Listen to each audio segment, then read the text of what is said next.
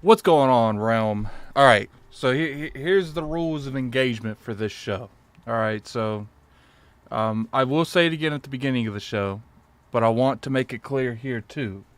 Megan does work for Obsidian, but I don't want people thinking we're just going to blave her with questions in the chat that we know for a fact she can't answer. This is about her writing life, about what it takes for a developer to be a writer.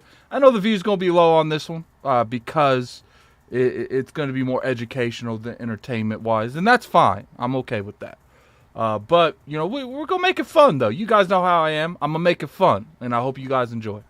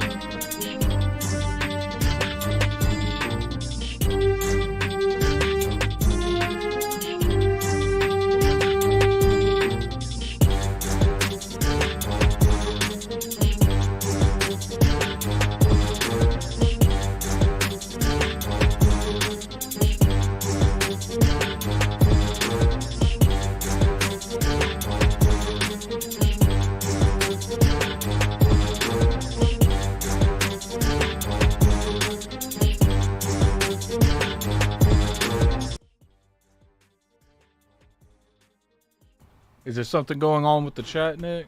Next, I don't see anything yet, but I'm not really paying attention on 100% of things going on right now. This is kind of done at the last minute a little bit.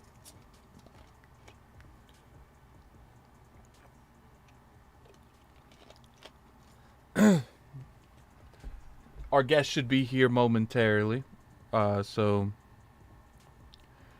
keep that in mind. You know, I got the waiting room on, so I see when she pops up, so I can mute the chat. You know, I want to engage a little bit. Don't want you guys sitting in that starting soon screen too much. Oh, yeah. I mean, oh, okay. I get what you're saying now. You know, like I said, for those of you who don't know, share the podcast on Twitter. Do whatever you guys can. Get these numbers. You know, I know when it comes to educational videos, because we're going to go over a lot of, you know, a lot of questions revolve writing. It doesn't really relate to a lot of people, and I understand that. So I do feel like I am going to have to find another way of doing these type of videos that's not the Addict Show, because you guys want the Addict Show. You want us talking. You know, you want me and Hustle shooting it up. That's what you guys want, and I respect that. So, you know, I'll probably do another show whenever I have these type of stuff, and it will be closer to like maybe the end of the week when I do have them, like on a Friday, because I do have the Addict Spotlight. For any of you long-term listeners, you guys know that I do have that, so that's where I'll probably make these into that. But right now, I gotta see exactly what I do with these, man. I'm excited. I'm waiting for Megan to get in here. She's busy person, man. She's busy person. Once she gets here, we'll start. I'm assuming she'll be here in like the next 10 minutes. So you know, we're gonna have a good time, man. You know, put in the comment section below if there's any particular questions that you guys would want me to ask. Now, obviously, I'm not gonna ask all of them. I might answer some of them, ask her some of them, just depending on what the questions are. And keep in mind, it's got to be related a lot to the writing portion of her job.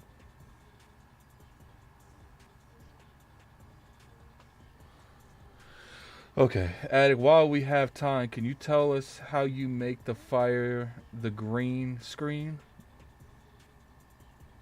Oh my god. That is not me. I don't walk around like that, man.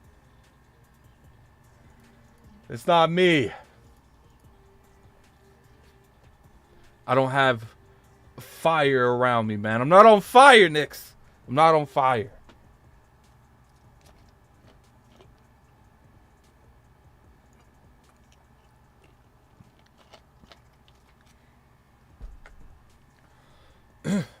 Actually, I'm kind of a blank at who made that intro.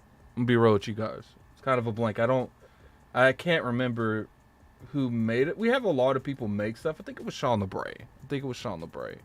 But I don't know. Megan Stark is a senior writer on the Obsidian team. She writes for the Outer Worlds. That's the team she writes for. But like I said, you know, we're this podcast is going to be directed around that particular role. I got a lot of good questions for her. You know, I spent a good hour and a half writing questions and deleting questions, because there are some questions that I like to ask, but you know, obviously I don't want to dig too much into the Outer Worlds. I want to use it more as a reference point than anything, because here's the thing that I do, and like I said, I'm going to go over all of this when the show starts. I feel like we're even guilty. We have a lot of developers on. We have a lot of industry people, but it's always about, you know, for the company they work for.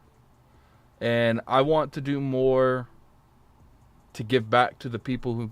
Okay, she's here. I'll talk to you guys in a minute.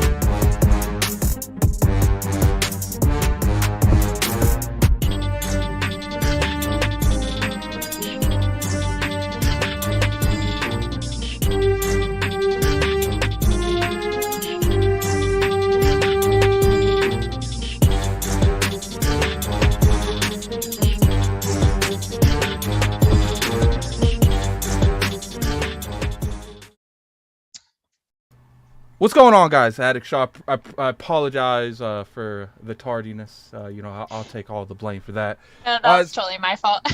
So, Sorry. how we're going to do this, all right? First off, I've said this multiple times in the starting soon screen, but some of you guys are stubborn. I don't care if you super chat anything. We're not answering questions about Outer Worlds 2. Because these people, they thirsty, man. They do whatever they can. Whatever they can. We will not be asking questions about stuff related to that.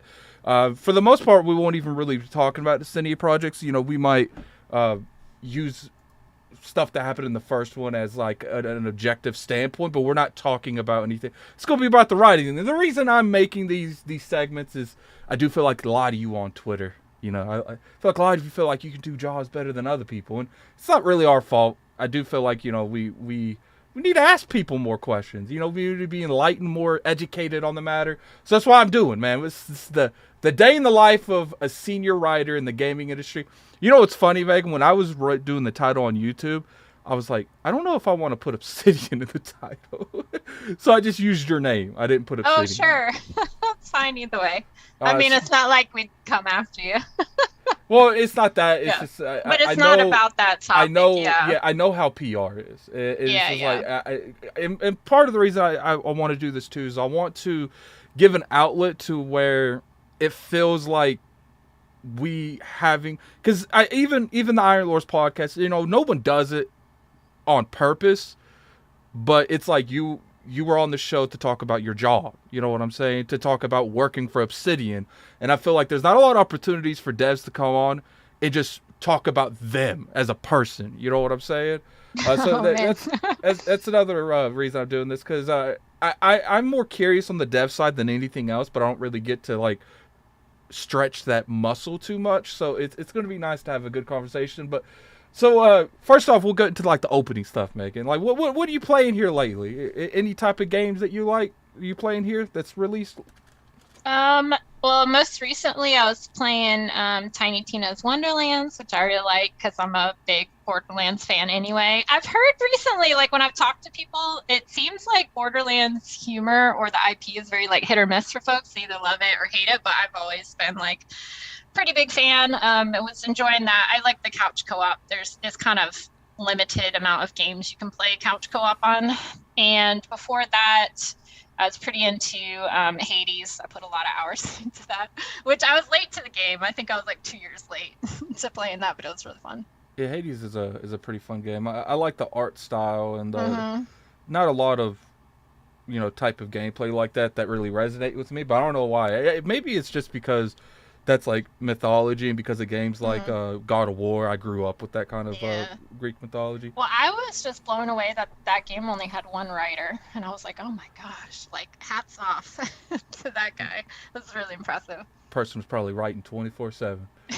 I know, right? The way that they did it was really interesting too, because you can tell that it must have been like just tons and tons of like Excel sheets or however they organize it with all these conditionals on it, and then it's plugged in and then they fire, randomly. And I just thought it was really cool. Yeah. So, we're going to go ahead and rotate, because obviously I don't want to keep you too long. You work enough. First thing I would like to know is, we obviously have a lot of going into, a lot of different roles at different companies in general. I want to know what it's like for a day as Megan, as being a senior writer. What's like the day-to-day life when it comes to that kind of term?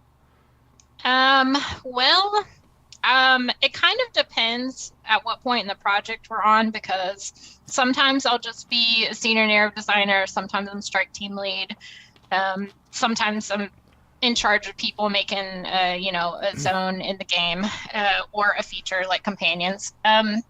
But just from the writing perspective, I guess it would be like, come in, check your email, see if there's anything that's like jump to the top of the to-do or you need to respond to. check when your meetings are. You'll typically be assigned to either like some studios call them pods, some call them strike teams, but it's typically like a narrative designer, an area designer, an environment artist, and maybe like a QA person. And you guys are a group and you're in charge of either a feature or an area of the game. And you're going to meet regularly and develop all the content in there, like in sync with each other.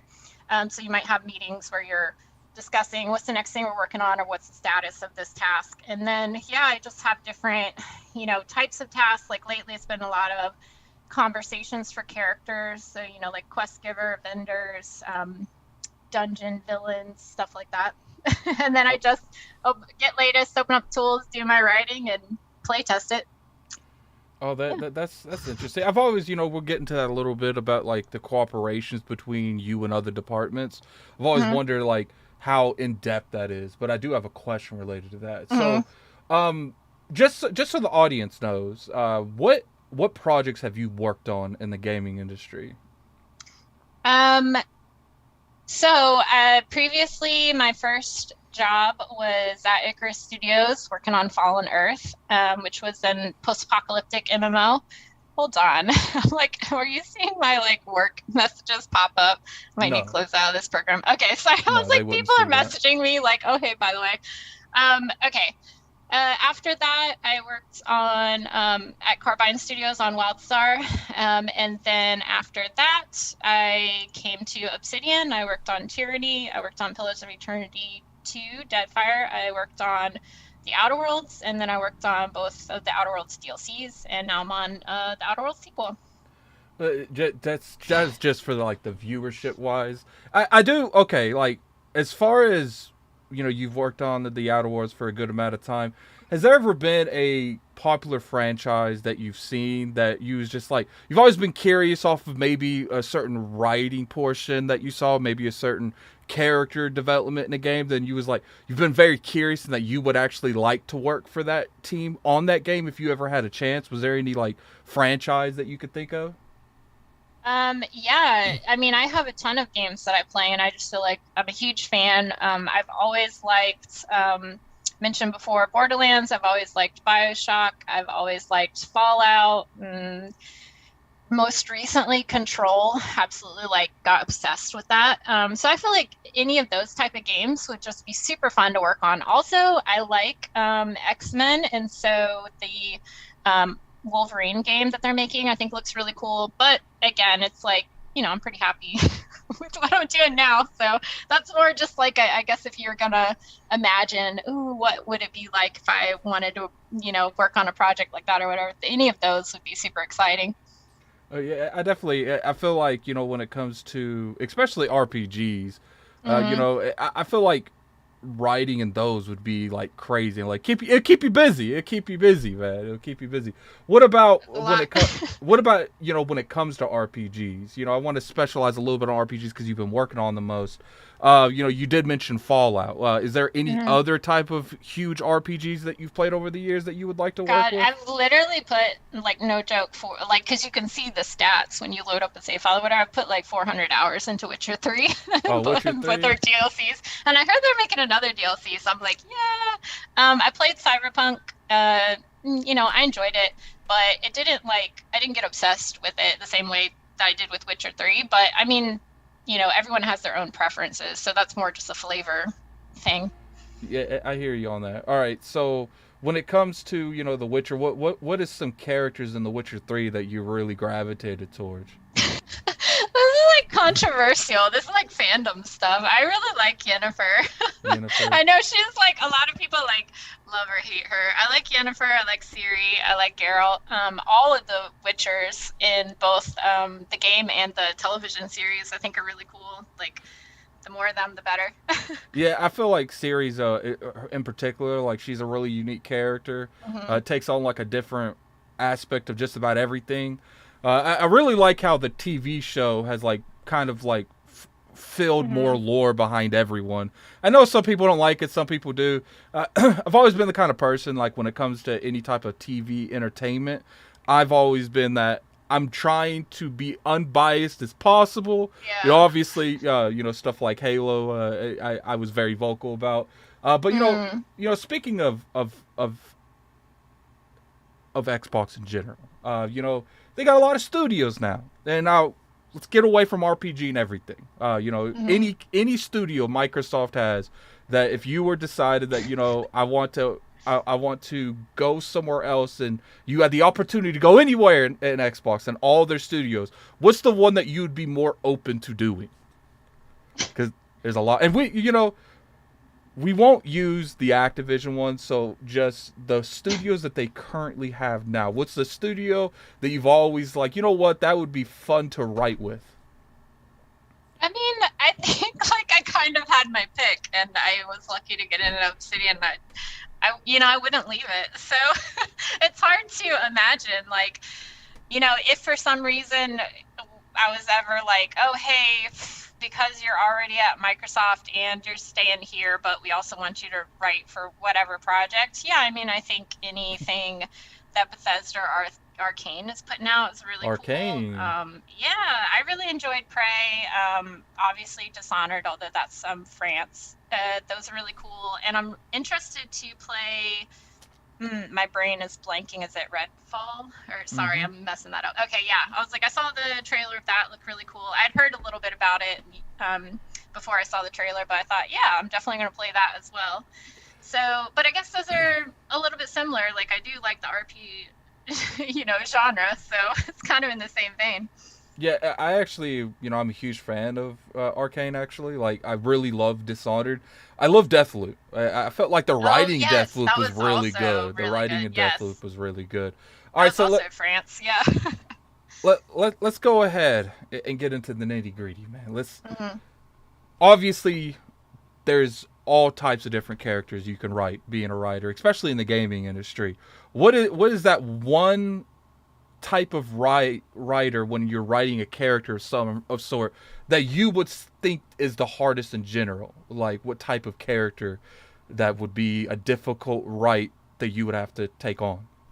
I really think it's different per writer. Like every writer has their own strengths and weaknesses and their own personal interests. And also, a lot of it can be based off of like, your life experiences and the type of media and, other writing and shows and stuff that you like to consume. So for me, I particularly like to write like anti hero and villain type characters. It's a little bit harder for me to write like a typical, like, goody goody white knight. But I feel like with most people, it's like the opposite, where they kind of gravitate more towards like it actually would have been really difficult for me to write Parvati and do her justice in the way that Kate did, Mm-hmm. because Parvati is such a sweet, like supportive, multi-layered, interesting character that I probably would have fumbled it, honestly. But writing a robot who doesn't care if you go on a murder spree or whatever is much easier for me. But yeah, for other people, they might not enjoy writing villains the same way. So I think it kind of just depends on your personal interests and what you've practiced and stuff like that. Yeah, actually, anti-hero. I'm sure that that's a pretty fun area to explore because, like, if you stick to like a typical hero or typical villain, you kind of got to go one way or the other. Like, Mm-hmm. you could start to branch a little bit, but like when you did these personalities, like by lore wise and by what makes sense, they're gonna go left or right again. But when it comes to like an Mm-hmm. anti-hero, like you can just wake up. Okay, I feel like this particular scene, he's gonna be straight left and then straight right Mm-hmm. the week after. I've always felt like when it comes to anti-heroes, like they're always uniquely written Yeah. because at any time they could go anywhere you would never expect it. So I like that. I like that. That's a nice little touch. You know, I obviously with RPGs, we've talked a lot about RPGs, but one thing I'm curious about is, let's say that you end up eventually wanting to go into another genre. Is there ever a type of other genre that you'd like? Action adventure. We even talk about, I would say probably RTSs, because I would say, look, the gameplay is not really particularly the thing that you would deal with, but when you make a story, obviously we'll get into the collaborations between departments. But is there ever another genre that has interest you, like Uncharted, The Last of Us Yeah. lanes? I think genre for video games is a little bit different than genre for like novels. So like a lot of times in novels, if you're talking about genre, you're straight up saying like, oh, is this sci-fi? Is this cyberpunk? Is this fantasy? Mm-hmm. But like with video games, a lot of times it's like, what is the type of combat? What is the type of gameplay? And then within that, what is the, is it a fantasy setting? Do you have a predefined hero? Is it a linear story? Is it branching dialogue? I think for me, the type of combat and type of gameplay experience, I wouldn't be like, oh, I prefer this over another. But if I was going to try something else, I think it would be pretty cool to do a linear story, something very cinematic, kind of like Uncharted or Last of Us. Or even, Control was a little bit in that vein, I would say. So I just thought those experiences are pretty cool. And I haven't actually written on them before because I mostly did MMOs, and then now I'm doing RPGs. So that would be a new adventure for me. Yeah, and I think linear projects too, you would have, obviously, like, going into the branching things that most typical RPGs do. You can't really, like, completely go one direction because you always have to give the characters multiple directions. So I feel like because I always felt like certain games that drive away and try to give them more of an open dialogue stuff, it's like I always felt like it didn't make sense for certain scenes, like because when a linear thing, the reason people love Joel, the reason people love Ellie, the reason people love Nathan Drake, Laura Croft, because the writers were able to write the story in such a way because there was a bunch of branching options. And I feel like RPGs make sense, because you want to give the player as much options as possible because that's generally what an RPG is. But when it comes to like linear stuff, you want to tell a story. That's the number one focus over everything. I would say probably gameplay, but we're talking about writing. So as far as telling the story, that is the most important thing. And I think in RPGs, it's kind of the story's important, but options is the most important thing to an RPG. And I think that's probably why a lot of writers might want to write a linear, because they would feel like they can go complete extra on a story because they know that every person is going to come across that story, not just the people that go down that branch. That's true. I think both have their like strengths and weaknesses or unique challenges, right? So it could be a little bit of a grass is greener. Like when you're working on a branching game or a game that has to account for so many different, like, did the player do this but not that, or are they this build? And any one thing you add, like say I was like, oh, it would be really cool if you can read this report that this other character wrote. Well, now I need the option to go back to that character and say, hey, I found this thing, let's talk about it, right? So like any little thing you want to add, it has like a domino effect of like, now you got to make sure all these other things account for it. So, and you have to, like, when you're building out a conversation, go, okay, well, what if the player goes here, here, here, here, but not there? So maybe you have like 8 different routes through a conversation. You have to count for all those. It can seem like a lot of moving parts and be like, oh, it can be overwhelming. Wouldn't it be so easy if like there was only one route? But I think when you're looking at a linear game where the focus is on the cinematic story and having a really strong protagonist and a really strong conflict that they have to overcome, it's almost like Eye of Sauron, or like you have to be like the top 1%. Like it has to be immaculate, so like you might be working on the same thing over and over and over and scrapping it and revising it and just having like multiple versions of that one thing that's trying to push it towards perfection. So I think it's actually probably very similar, just different methods. Yeah, I definitely would agree with you on that. And his famous line is just one, because he feels like those type of games, especially because that story narrative, do really good. So I've always wondered this, and I don't know how this works, but for years I've wondered this. When you're making a story, what comes first, the world that the story's being told in, or the story that the world is being told in. Like I'm kind of I don't know if you like understand that. I didn't really say it the way I said in my mind. Like let's say you have a world. I feel like I don't know if development process is to develop the world first or develop the story and the artists create the world off of what like what the story inclines, if that makes sense. How does that generally go? Is it generally like I would feel like it varies, but in your experiences from working with other departments, do you have a lot of input on how they do stuff like that? And as far as the world creation, do you have any input on that as well?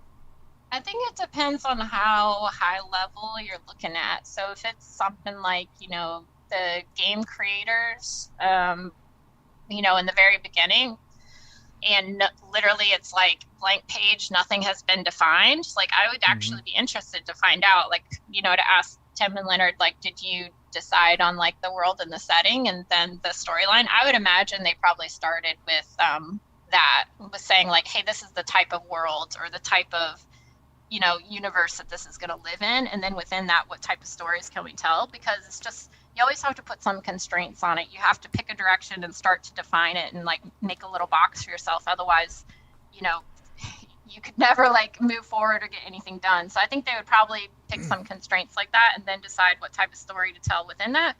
It could easily go the other way, like a different type of creator on a different game. Maybe he had an idea for the main character and their struggle, and then just built a world around that. I think either would work. When you get down to the smaller level, a lot of times we've already defined like these are the areas you can go to in the game, and then Mm-hmm. within that we decide, these are the characters that are going to show up here, and these are the type of things the player is going to do. So I do think a lot of times it can be more what world are you building first? Yeah. Yeah, what's funny is I've seen a lot of, especially writing teams, use what I like to call the Rico board, where it's like, you know how like the FBI try to take down people and they have like a giant board with like Yeah. connecting dots to everyone. It's like Yeah. I've seen so many like writing teams have something similar. It's like this is the writing portion, and then it has like a line that goes to this. I think that's Hmm. unique, and I like stuff like that. All right, Yeah. so I'm kind of curious on this. Now, obviously, we were talking about type of gameplay that's in gaming. Does the writers have any impact into that whatsoever? On because to me, like we were talking about the linear thing, it would determine how you write a story off the type of gameplay it is. Hmm. So it is when a writer is brought on board for something like a project. Is that already predetermined, or does everyone come together to talk about that type of thing before you write a story related to how the combat would particularly be? Because you can only write the story, but I do feel like as far as the player, it would depend on how that combat's done to really hyphen that story that you're writing. Do you have Yeah. any type of input on that at all? Yes, I think it can go either way, and a lot of times it does. Sometimes, combat team will say, "Hey, we have a villain, and they can fly, or they float in this stage," and then you're like, "Okay, let me figure out a way to write that into the storyline and kind of foreshadow it, and so it doesn't just come out of nowhere." Or, let me write combat lines that back that up. Sometimes, like for example, on the DLC Murder on Eridanos, because we knew it was like a murder mystery and we wanted players to be able to role play like what type of detective they are. We thought, well, it'd be really cool if you had like a sci-fi gadgety magnifying glass. And then we asked, the systems team, like we worked with them to create the discrepancy amplifier and like how that would work. Oh, my poor kitty. He tried to jump on the desk and didn't quite make it. And so, and normally my desk is like lower down when I'm writing, but it's standing desk right now. But anyway, so we worked with them to say like, how should this work? What does it look like when you find evidence in the game? And that was really like the story requesting a gameplay element added. But a lot of times the gameplay element is already there, and then it's your job to like explain that and make it fit in with the world and build that into the experience narratively. So pretty much what you're saying is it's a mixture of both. Sometimes Mm-hmm. it's a predetermined thing, then maybe midway through something gets added, and then they're like, "Yo, we got this boss that floats. Can we add him in Mm-hmm. some way?" And then you got to go back to the drawing board and find a way that makes sense to put that particular person in the game. Yep, Oh, exactly. that's interesting. I would just walk in the one that has there. That's interesting. I actually like that because it shows that you guys are, what's the word I'm looking for? At any time something can change, and Oh yeah. you can easily. Well, no, I'm not gonna say easily, but you could go back to the drawing board and make sure that person makes sense into it. You know, as far as like you look at positive characters like Resident Evil with like Wesker, like those Mm-hmm. characters are probably predetermined for years. But you know the chick that's with Wesker in Resident Evil 5, maybe she wasn't, and she was had to put in at the last minute. So Mm-hmm. that's interesting, and I would say that happens a lot with like side characters and certain side quests. You know, we were Mm-hmm. talking about departments and stuff. I'm curious, like, what's the departments that you work with the most? Definitely area design, or some studios call it like level design, game design. Basically, anyone who's your content creator who's like Mm-hmm. making the quest work and building the level that you're running through. Also, environment art, or some studios just call it like world art or world builders, which is anybody who's like putting the trees in and adding your set dressing and making it look nice. Because you have to talk with them about this is what the building is and the purpose that it serves, and let's make sure that it all fits in the story. And like a lot of times they will push that forward, and then I'm just there to go like, yeah, that's great, or actually that wouldn't make sense because of this other thing, to provide context. But so it really depends on the specific piece of content that you're making. Like one person might have more of an idea or ownership that's pushing it forward, and the other people are there just to support that and kind of reference it, and Mm-hmm. then it kind of varies. I'm actually curious. Has there ever been like something that you've written in a game, and the artist comes back with what their description of what you've written, and then you was like, and you had like key components that you would want changed, that like that wasn't the So thing with that how it you looks, envisioned. Yes. well, this is like a minor thing, but and honestly, like back then, I probably should have just changed it on my end, but like, it's a lot newer. But like, for example, super minor version of like how this can work. On Tyranny, I was writing one of the companions, Kills in Shadow, and I Mm-hmm. wrote, or yeah, I wrote that she had like red eyes, and when the art went into the game, she had yellow eyes, and I was like, do you mind? I know all the other beast people have yellow eyes, but like, I think it would be cool to help her stand out, and like, it would have been easy for me to just go in and change my description in the writing. So if art had like pushed back on that, I could have done that, but they were like, yeah, sure, we'll just change your eye color. And so that's like a tiny example, but that can happen on a larger level too, for sure. That's it. That's cool. All But right. I So think, sorry, just real quick to add, I think it is important for someone working in the industry, like if you guys are considering it and you want to work, it's important to be collaborative and compromise and go back and forth. So like sometimes the artist might go, yeah, no problem. But if they say like, hey, my schedule won't really allow for it, there's other higher priority things, I think it's important for you not to like be too precious about any one thing. Like if you can afford to make the change and it makes someone else's life easier, then that goes a long way. yeah, especially like something as eye color would probably be a lot Yeah, easier right? to Like that'd be change easy. than you just like I don't like the outfit they have on, because then that's a different story. That might take a lot longer than just changing an eye color. And Mm-hmm. plus, it's like you said, when it comes to little stuff like that, in the over perspective of things, like in hindsight, couple years from now, is it worth the effort to Mm-hmm. change? I Yeah. can. Well, also every single thing that goes into a game essentially like has an order of priority of like there's only so much amount of time to make things, and there's like this never-ending list, and anything on the bottom is not making it in, it's getting cut, right? So Mm-hmm. like you kind of have to think about where your stuff stacks up in that in comparison to other things. So if it's like something really important, like this is integral to this storyline or this companion or whatever, then maybe you guys talk it out or have meetings and decide what's going to happen and what else has to get cut to make this thing happen. Or you just go like, it's not that important compared to everything else. Let's just get rid of it or do what we can. Yeah. Yeah, and plus, development in general is about time. Time equals money. Time, you got deadlines that you have to make. So sometimes You have to look at something because we interviewed Undead Labs once, and they said that they had a lot more stuff they want to do with like vehicle combat and stuff, but Hmm. when it came down to it, it's like, you're in a zombie apocalypse. Does it even really make sense that you're able to do something like that anyway? So they Yeah. ended up cutting a lot of that from the game. So I can and I think that would be like a hit and miss with me, like something that you really was filling, and then again ended up getting cut. But at the end of the day, that's the job. Like at any Hmm. time, something that you could have probably written for weeks could be cut from the game. Hmm. Oh yeah. Um, yeah, so I got a curious question. Now, obviously, I'm sure you've seen, you said earlier that you were a huge fan of like Bethesda games. Obviously, Fallout 4, we had the protagonist had a voice. Uh, Hmm. Before that, none of them really necessarily did.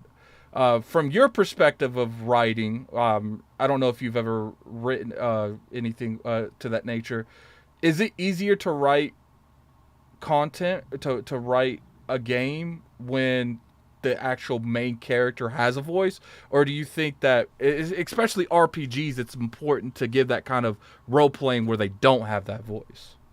So I think there's a difference in the examples that you're pointing out. So Fallout 4 and Outer Worlds.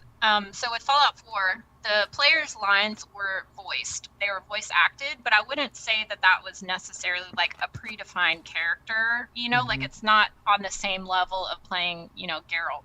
Um, Geralt is literally like he's a character. He has a set personality. The way he's going to respond to things, you can push him a little bit of like, is he being more patient or less patient? Is he like nice Geralt or like abrupt Geralt? But you don't get that full range of like, am I a full on psycho character or am I like a snarky mad scientist? Or, whereas I feel like even in Fallout 4, it's still you defining the character and role playing within like a set boundary of like, were you like the wife with the law degree or were you the Mm-hmm. the war hero, but within that it wasn't the same as like, oh, this is Ellie from Last of Us and we know exactly what that means.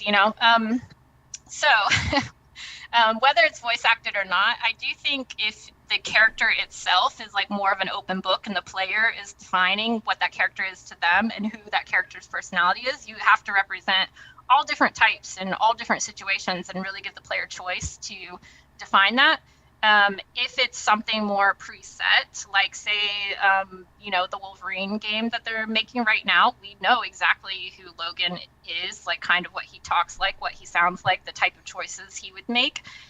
Or even, the Spider-Man game that they did. It's like you have to study that and you have to be able to convincingly write that character so that other people go, yeah, that's right. Or like, that's believable or this feels right. So it's really your job to be able to conform to an existing IP and to be able to, craft a voice that is consistent with something that's already defined. And I would actually say this can be a little bit controversial how people feel about fanfic, but I would say if you're someone who like wants to work in video games and you like writing fanfic, don't feel bad about that at all because it's a great way to practice like, look, I can like write for characters who someone else created and I can convince other people like, yes, this is I know how to write and these are the characters, like it sounds correct. And it's a good way to practice all different types. And even if you don't do fanfic, if you just want to practice on your own, I would say take varied different IPs or characters and like practice writing their dialogue or scenes with them and being convincing in that.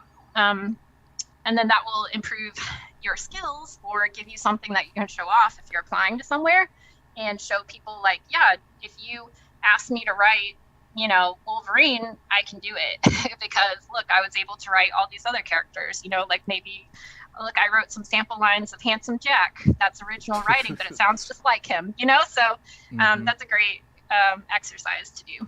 Yeah. So pretty much what I gathered from that is when it comes Rambly. to yeah, when it comes to like writing, it makes more sense if the character has a voice, if the character already has predetermined history. Mm-hmm. But if it's a character like the Fallout 4 character or the Dovahkiin or from certain other games, it they have a history, but it's not predetermined. You don't really have any way of knowing who they are, so it's okay to like let them wander on their own imagination. But when it comes to Gareth, if he starts sounding like something that doesn't make sense, you're gonna upset more people. Even though you gave other people freedom with him, you're gonna upset more people because that's not how he would act. Yeah. Okay. Yeah, for sure. I definitely understand that. All right, so obviously we know that you work on, the Outer Worlds. It's got a lot of branching paths in it. What are some of the difficulties making branching path options? Like, I feel like, you know, I feel like, because like obviously we're talking about like anti-hero question, branching path. Sometimes you guys have like 3 or 4. Like it's kind of crazy, and it's like I said, it was like the Rico case where you have like all these branching paths. Like, what is some of the biggest difficulties you have making that? Because I'm sure that's not easy. Like in the grand scheme of things, after the whole project's done, I'm sure there's a lot of time that went into that. Yeah, it is a lot of time. So, and it's a lot more words. It's a lot more tracking and using game logic and scripting and conditionals and stuff like that. So, for example, if you have this conversation that's got 400 nodes in it, maybe players only experience 100 of those nodes, or maybe only 50 of those nodes, but different players will experience different ones. So it's like you had to build out 400 just for a single player to go through it and make choices and hit the 50 that they're going to see in their one playthrough. You also have to track all the choices that they've made, including like their builds, their backgrounds, things they've done in the game previously, what companions they have with them, what they're wearing, what choices they've made within the conversation, what skills they have. And then based off of things that they've said in the conversation, you have to count for that later. So later on, the NPC is going to respond and react to that. And they have to react to all the different possible ones, but only show you the correct matched up version. And so it's a lot of like any one thing that you see in the game, there's probably like 4 to 8 versions of that, and you're seeing the one that corresponds to your specific unique playthrough. Yeah, so playing a lot of, we'll take like an example of Obsidian, like certain guests will be with you and they'll acknowledge that they're there, so pretty much what you're saying is like you have to take that perspective and like, look, like right now we got this person with us, or we got that companion with us, but we have to also write, if we have varieties of every one of the other ones, I don't know if I can't remember if there's ways in the Outer Worlds not to have companions. I'm pretty sure you could. Yeah, so you have to account for you have no companions, or you have to account for which companions you have, and basically that requires you have a version and check for all companions, and then you have a version that checks for no companions. and then though sometimes your companions will communicate with each other. Yeah, so talk to each other. There's branching paths where you could have a certain, like, and obviously the majority of the time they're unique conversations. It's not like, they're saying the same 2 companions will say the same thing. You have a companion and then a different companion, the different time you go through, they're going to have a different conversation. I can't, that just makes my brain hurt to think of all that. Like, and it is part of your job to hook it up and make sure it works correctly. So it's not just, writing the one line that Ellie says. You have to do every companion, and you have to hook it up to make sure the conversation connects properly and has the right conditionals or prerequisites, and then you have to test it all the different ways you could possibly go through the conversation. And I'm assuming, like, because there's skill checks too through most of these type of games, and then you got to account for that. Like, it's got to read the game. Like, do they have this amount of skill? And then that might change the dialogue again, and then you have to do it again through this way. Like, that's crazy. I don't envy that, man. You guys are crazy for that. But it is really fun. Like, you do have a lot of options when you're building out a conversation, so you can have a lot of fun with it. Yeah, and especially being the robot too, you could say some off the wall stuff that wouldn't make sense to anyone else saying, but it's a robot, and I think that when you talk from a perspective of a non-human person, it's a lot easier to justify him doing anything you want him to because he's not human.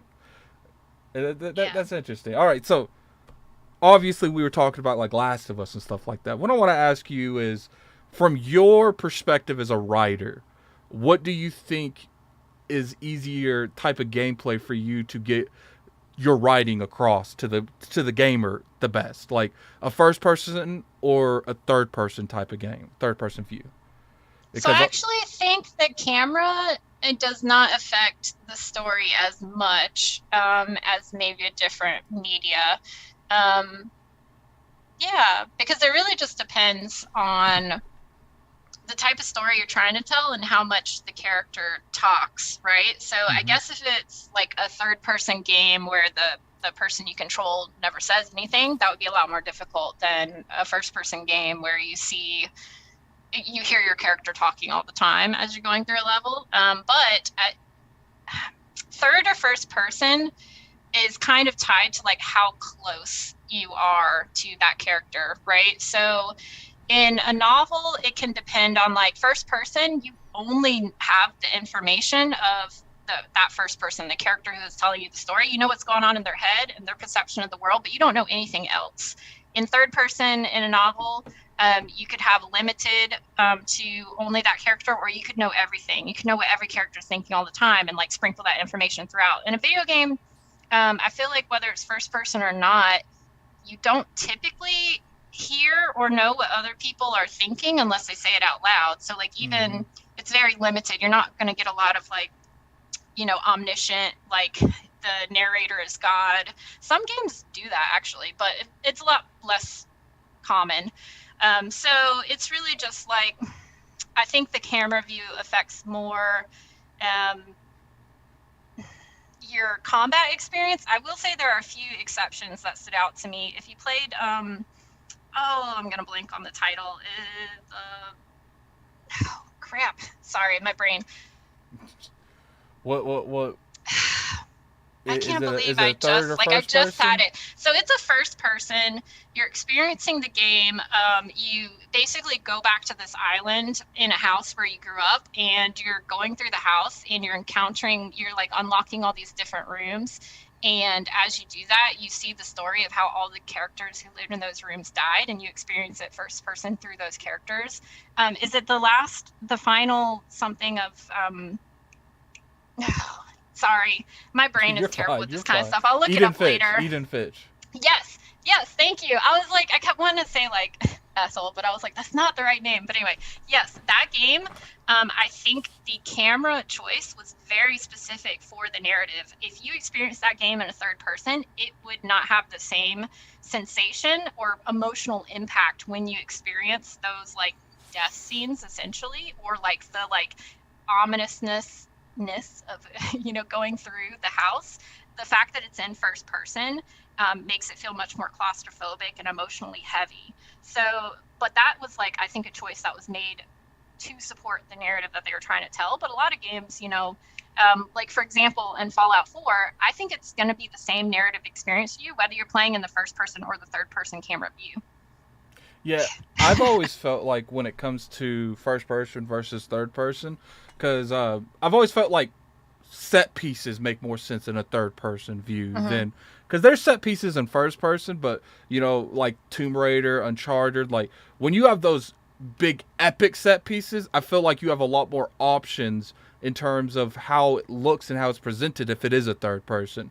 Now, I do like the set pieces in like Wolfenstein and stuff like that, because it's like, especially when he was going down the hallways in the wheelchair and stuff. Like I feel like action paces might do better in a first person perspective, because you're getting a little bit more immersive because you're actually that person.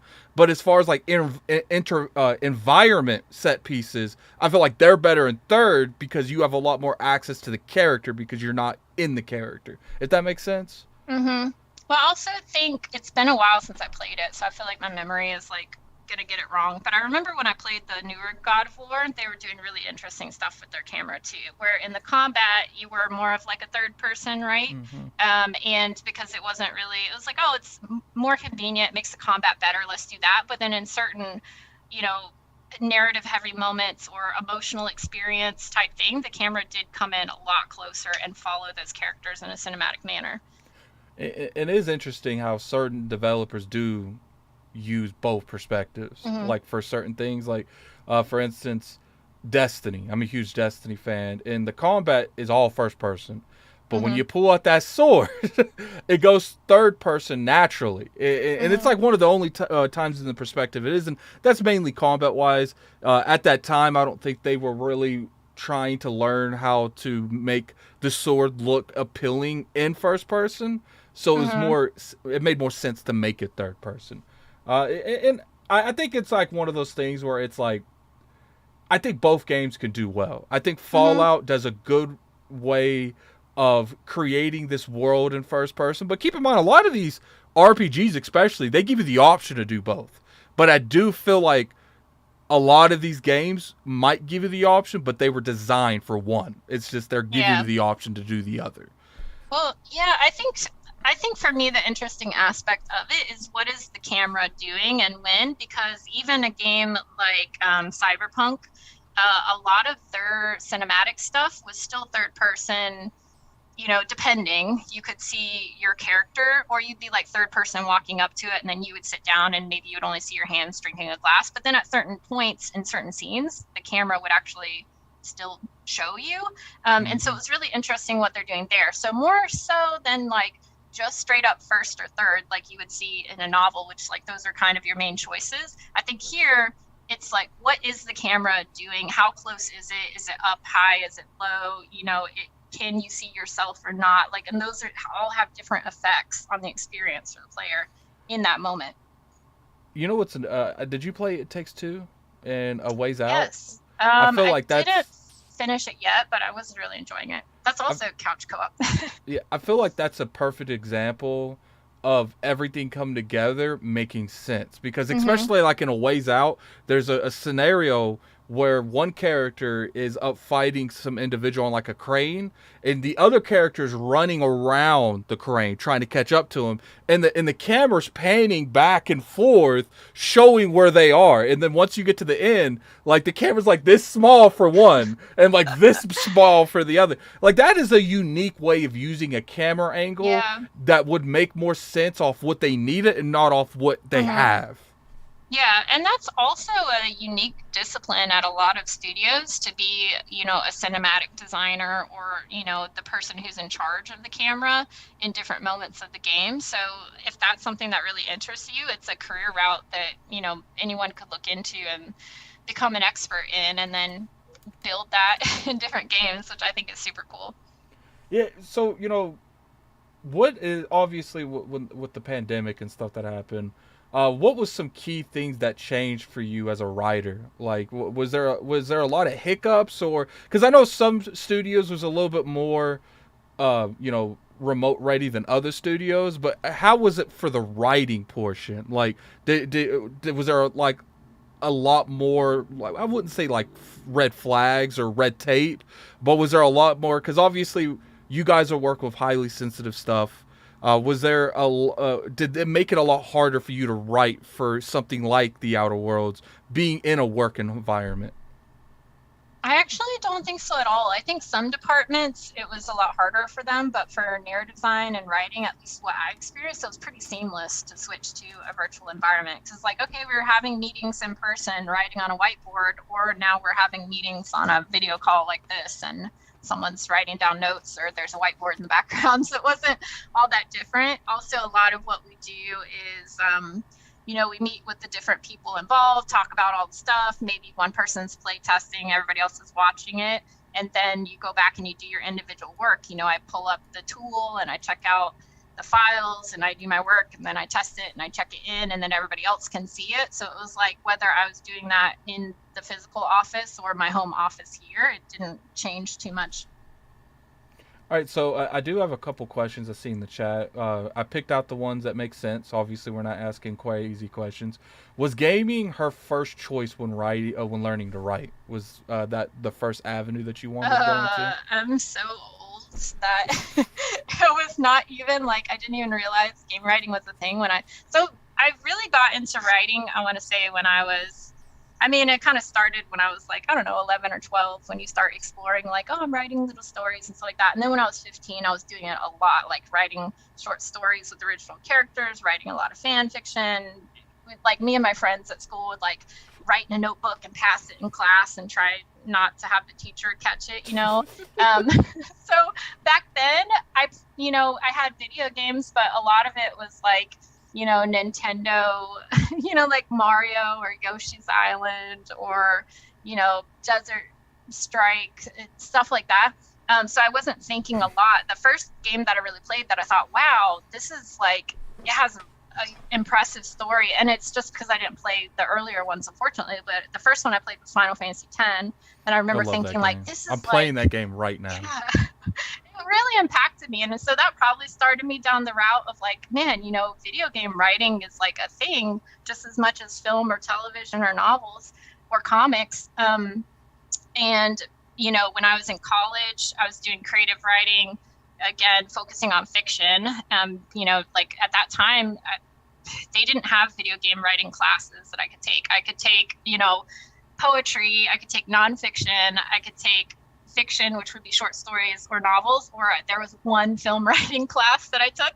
And when I was in grad school, after going to conventions, I made friends with an artist, a concept artist who worked at EA, and she was like, well, you love, Fallout and BioShock and stuff like that. Why don't you just try to write for them? Because I was thinking, what am I going to do with my life? How am I going to get a job? So that kind of started me down that route of like, yes, I would like to do that because I enjoy game stories so much, and I think it would be really cool.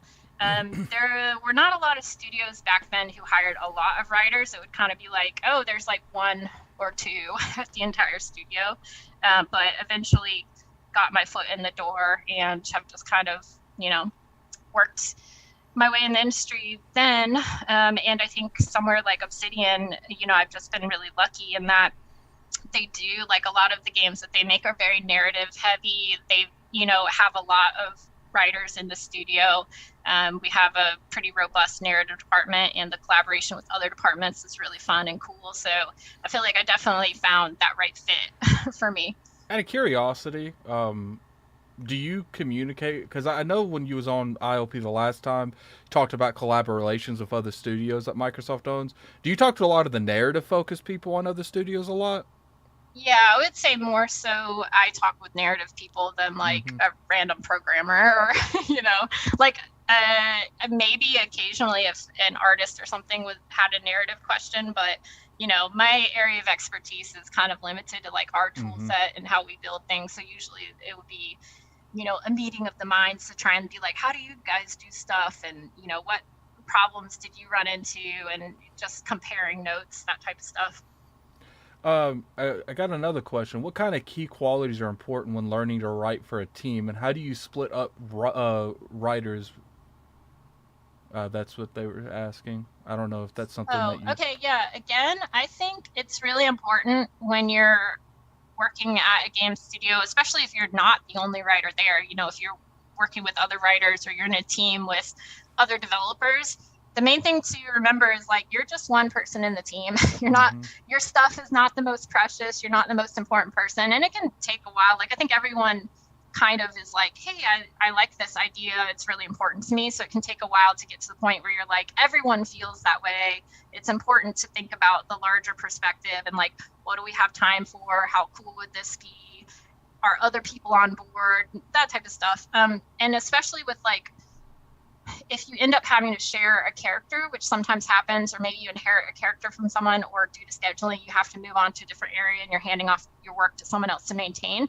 It's important to improve what they have. You're going to like polish it up. You're going to bug fix it. Maybe you're going to add to it. But, if you can like save at least the spirit of what they're trying to accomplish, I think that goes a long way. Like you don't always want to come in and just like steamroll all the work that everyone else has done before you. Yeah, It's like because I mean, you could, but it's like I know you spent years working on this character, but it's not your character anymore. It's my yeah, character. yeah, like you could, but I just and maybe sometimes it's called for. Maybe you're stepping in because the direction of the character needs to change, and you've been asked to do that, or you think it's better to do that. But I think if you do that all the time, then other people might not want to give you their stuff. So I do. Someone did. I'm only gonna ask two more questions out of this chat because I do want to let you go. So someone asked, how many writers is typically in a AAA game on your standpoint? Is it usually? I think that would determine mainly about what type of game, if they take it, narrative seriously or not. Because I do feel like that's one of the things that's made Obsidian such a successful company, is because they're like, we care about gameplay and narrative almost equally.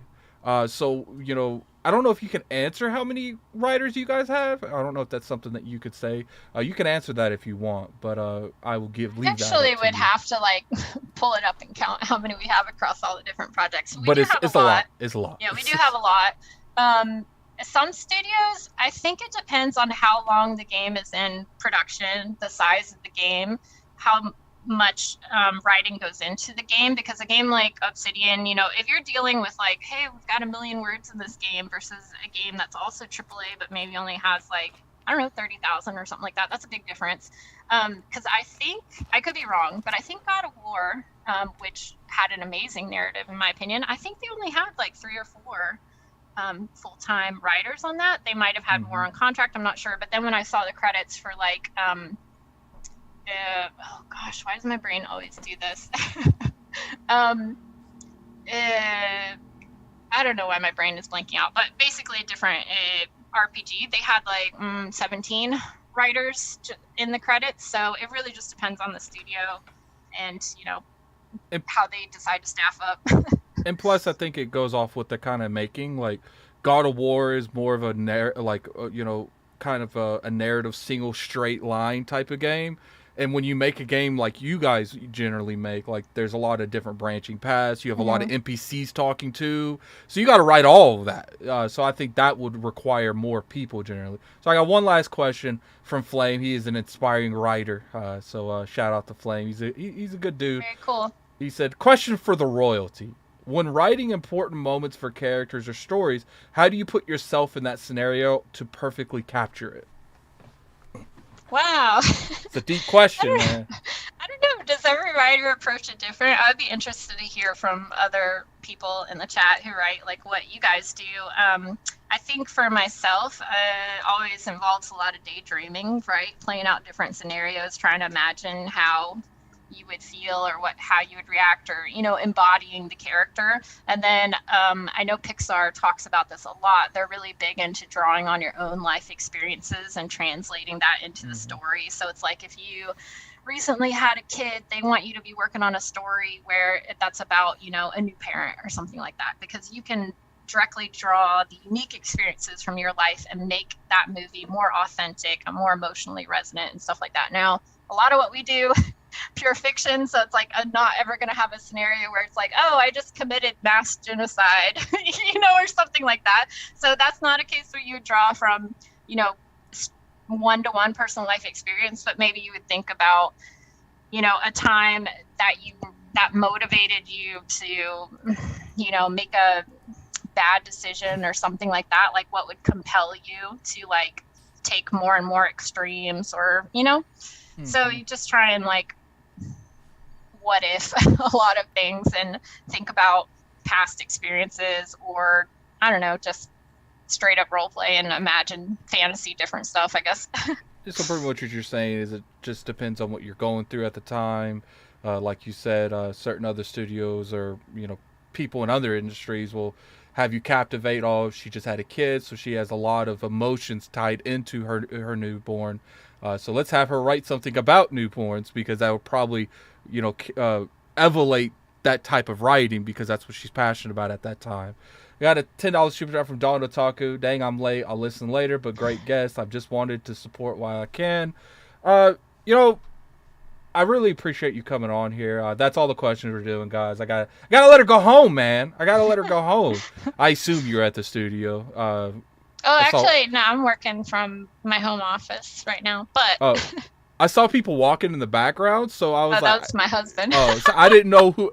I Sorry. obviously I didn't know Yeah. to point that out, but A you lot know, of people are in the office right now, but we're doing a hybrid model where like some people are at home full time, some people are in the office certain days, some people go in the morning and then go home in the afternoon. It's pretty cool. I like the flexibility. So, it's just like it's like I said. I feel like look, we can give criticism on certain things that's going on, but I do feel like we as especially influencers, the armchair developers on Twitter that feel like they know jobs better than actual people that actually do the jobs. I feel like we gotta do a better thing about being compassionate to what people do because this thing's not easy. And it's like, what we were saying on just the branching paths alone. That's probably the entire development right there. Like, that's crazy. The amount of work that goes into something like that. So, I appreciate you coming on, giving more perspective of being a senior writer. Because, especially something like writing, I'm not a writer. I'm always 100% open with that. We have a website, and I'm like, I don't write. I don't write. Now I'll do a video. I don't mind doing a video, but me and writing have never got along. I failed ninth grade English twice. So it's just like me and writing don't get. Math, I'm okay at. I'm pretty decent at math, but no, not writing. And it's always interesting to see how people in different industries take writing different ways. And I love that you came on and just gave a little bit more perspective of it was like, especially working at a studio like Obsidian, because I think it's different than working for someone like Obsidian that is a well-developed studio that's made multiple games like Fallout New Vegas, Stick of Truth, KOTOR. I think it's different from stuff like that than like a brand new studio that doesn't really have a whole lot to show and hasn't had a history, because I feel like you will put yourself more on I got to prove myself more than the average person, because you're looking back and be like, look what they've made, and I'm involved in their newer stuff, so I got to be on my top of my game. I feel like there's a lot of pressure onto it that a lot of people won't give people credit for, especially how extra Twitter is on judging stuff. well, I think too is one thing I like to think about it is like almost like literally everybody I work with, it came in kind of the same way, which is like they're really big fans of video games. They like playing video games and they wanted to work on video games. They tried really hard to get into the industry and then eventually got in, and now they're making video games and they're trying to do it the best that they can. We're still human, so mistakes happen, or maybe I like, especially like, have you seen that meme where it's like how you picture it in your head and it's like the Picasso or Van Gogh version of like, oh, this is beautiful, and then how you do it is like the stick figure, like the execution didn't match up. So I feel like that even happens to like someone with a ton of experience. Like I'll always be like, this is the ideal version in my head, and then when I'm trying to build it, I'm like, why is it not perfect, right? So and there's only so many like time, resources, and then priority of like how important is this in the game overall versus something else. Do you want to work on this game, or like do we want to make this game for like 15 years, or do we want to try and get it to people in like 3 years, something like that. So but I do think that most of the people here really care, they're really passionate, they're doing their best, and they also listen to people. So when we put a game out and it gets certain criticism, we try to improve that on the next thing that we do. So yeah, but I mean, I appreciate people playing. I want to like bring entertainment into people's lives. I want to make your life better for having experienced our stuff. I don't ever want to like accidentally waste someone's time or something like that. So it's like, we're trying our best and hopefully we're able to execute on it. But I guess you can't ever always, perfectly pull everything off. So you can't satisfy 100% of people. It's impossible. You can only aim to, try to satisfy as many people as possible. But, I appreciate you coming on, Megan. You could plug your Twitter and stuff if you want to. I know you're not really on there a whole lot. Yeah, I feel bad. Not on as much, but yeah. I do see you, like, promoting books and stuff on there. So, maybe you want to promote some type of work that's going in? Well, I haven't. My book was like 2 years ago, so I feel bad. But yeah, I mean, if people are interested in for an occasional tweet, fic debate. But I would say, yeah, during the pandemic, I started, and I don't know if anybody else has really felt this way or not. But it might have been like as I got a little older, or maybe because of the pandemic, I started feeling like social media, like too much exposure was like increasing my anxiety, or maybe I was putting too many hours a day into it. And so I basically just cut out the majority of social media use in my day to day life and only check in occasionally. And I feel much more like chill and relaxed for it. What's funny is I think because I'm like a content creator, I'm a podcaster. We're literally the sleeve of Twitter, so we get the Yeah. most feedback from everyone. Like, look, developers might get feedback off their games, but most people don't know who to talk to for a thing. Like, if if they don't like something that Obsidian made, they're gonna blame Obsidian as a whole. Like, no individual person really, maybe besides the lead, the leads. But content creators, I make content every day people don't like. So I'm Yeah. constant, and I think because of that, I've I've just breathed in all of that, and it doesn't bother me anymore. It Oh, used that's to bother good. me. It used to bother me, like the comment section. That's the people will tell you that all the time. Don't read the comment section. I read the comment section. I don't Oh, care. really? Yeah. So yeah, I appreciate you coming on, and it's like I said, I'm gonna do more of these guys. Like I didn't get to every question because I made it very vocal because I know how these chat is. Because when it comes to educational stuff, you'll have less people show up because it's not entertaining. Obviously, I'm Yeah. not I'm not trying to amp everything up 24/7. But I appreciate you coming on, and until next week, I will have a dev on next week. Hopefully, you guys enjoy. It's a turn-based RPG, so I hope you guys enjoy it. And until next time, this is Gaming Addict and Megan, and we hope you guys have a good day. All Peace. right. See you guys. Thank you.